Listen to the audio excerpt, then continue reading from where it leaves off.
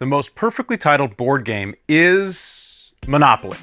And that's because the game itself and its history can teach us about monopolies in real life. Let's find out what lessons we can learn. 1. Monopoly is the worst, right? I mean, the game itself always ends in hard feelings, yelling. No! What's wrong with you? Everyone but one person being mad. Monopoly's been good to me. Very, very good. That's Monopoly the game, and it's also Monopoly in real life. And just so we're on the same page, here's the definition of Monopoly. Exclusive possession or control of the supply of or trade in a commodity or service. Basically, if something has the sole control over a good or service, they have a monopoly. A company can have one, like the cable company. A government can have one too. I mean, they have a monopoly in issuing driver's licenses. A person could have one too. Brad Pitt has a monopoly on the appearance of Brad Pitt's abs in movies. Now, typically with Monopoly, you get high prices and bad service. And you know this if you've ever dealt with the cable company. Please hold for a cancellation agent. Your call is important to us and will be answered in the order that we feel like. Hi, this is Tanya. For security purposes, can you tell me the 42-digit customer PIN number that came on your first bill? So monopolies are the worst. And Monopoly, the board game, was actually trying to teach us that. This is Lizzie Magie. She was many things: actress, poet, engineer, and board game designer. She invented the game that would become Monopoly. And in her game, there was actually 2 ways to play. The Monopoly way, where you bankrupt your opponents, gain the world, forfeit your soul, or you could choose to cooperate and raise everyone's wealth. But no one liked the cooperation way because board games without winners are basically group projects. So people played the Monopoly way because, well, it was more fun. Till your son rage quits and you have to finish the game with a stuffed animal as a stand-in. Anyway, in real life, it's the same way. Monopolies are really only fun for the monopolist. And the worst type of monopoly is the monopoly on land, which Lizzie Magie's game was trying to teach us. Lizzie Magie's great inspiration was Henry George. And as you can see by the beard and stern expression, it's the late 1800s. The availability of land was becoming an issue. Before the late 1800s, most people were farmers, and you could be a farmer in most places. But then the US started to industrialize. And we got new exciting jobs like factory worker, chimney sweep, assistant chimney sweep. But here's the issue. There's a fixed amount of land near the action. And if more and more people want to live there, the price of that land skyrockets. And who gets rich? The landowners. Did they do anything? Did they create any value? Not really. Bunch of prancing chimney sweeps and dancing newsies made the city a great place to live and work. And the landlords got rich because they happened to own the land near the action. It's a little like being the lucky person to get to boardwalk first. And this hasn't changed. Home prices continue to skyrocket in our most dynamic cities. So who's responsible?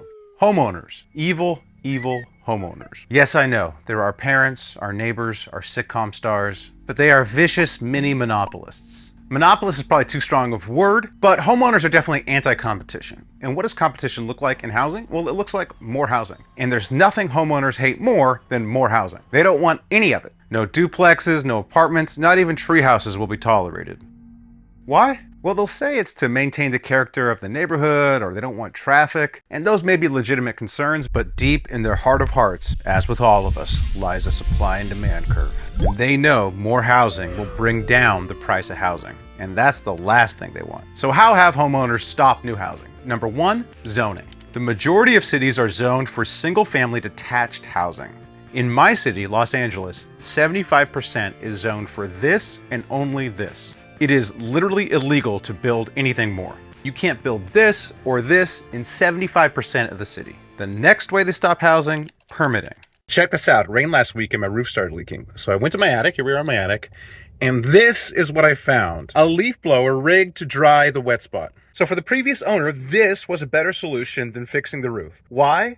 Probably because you need a permit to fix your own roof. These goddamn monopolists make it so I literally can't put a roof over my son's head. Sorry, son. No roof, but hey, you got a leaf blower in the attic. Now that's just a roof. Forget about the permits to build an actual new house. Near to where I live, this guy bought the houses next to him, tore them down, and put in statues.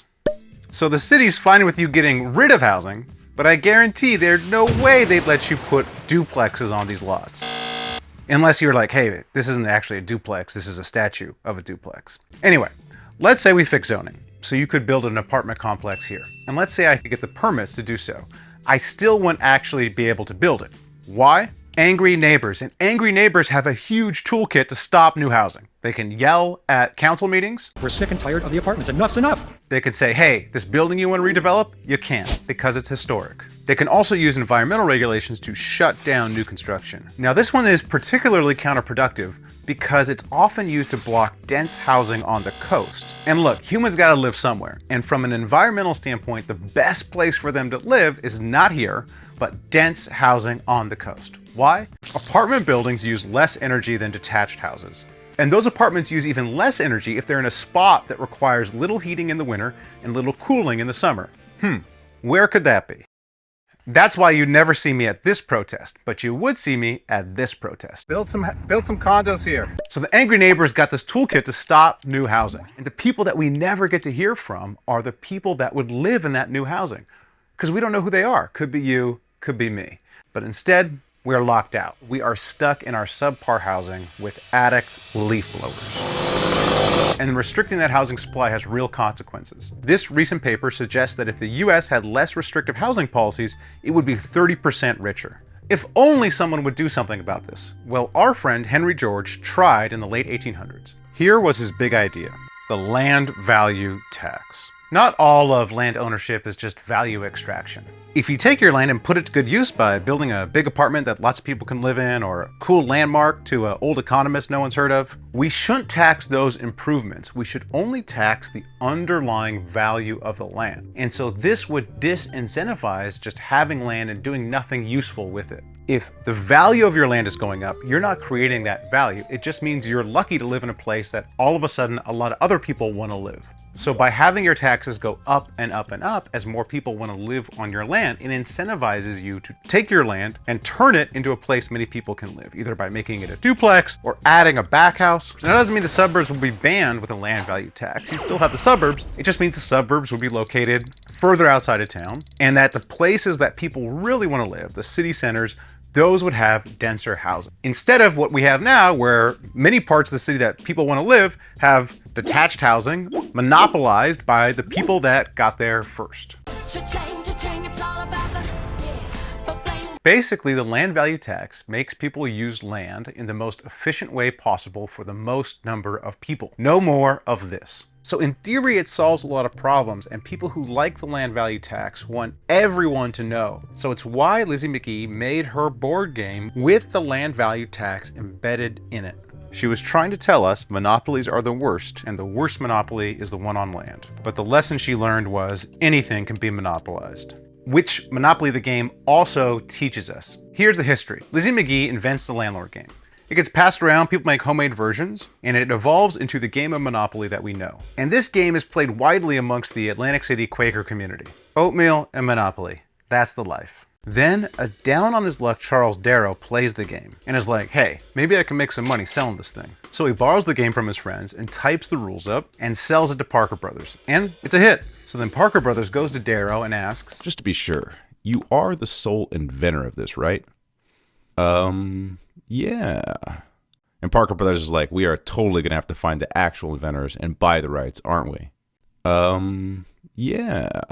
So they went around buying up the rights to similar games that were floating around at the time, including Lizzie Magie's landlord game. With the rights secured, Parker Brothers has now monopolized Monopoly. Nobody else can produce Monopoly or any game like Monopoly without their approval.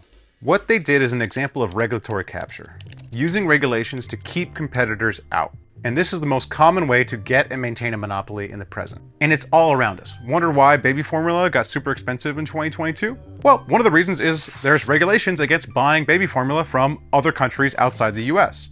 And that helps the US baby formula companies monopolize the American market. Wonder why Facebook is taking out ads in the Super Bowl asking for regulations? If the internet has come a long way in the last 25 years, shouldn't internet regulations too?